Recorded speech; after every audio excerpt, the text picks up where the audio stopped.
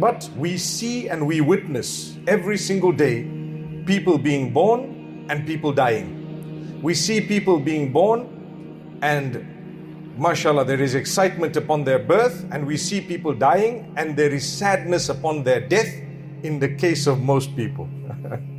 Subhanallah. The reason I say that is when there's an evil person and he dies, everyone says, mashallah, alhamdulillah, did you hear the guy actually died?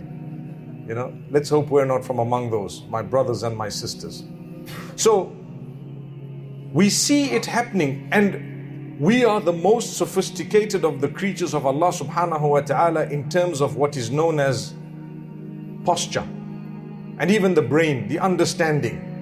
Allah Almighty says, لَقَدْ خَلَقْنَا الْإِنسَانَ فِي أَحْسَنِ تَقْوِيمٍ. We have created man in the best of postures.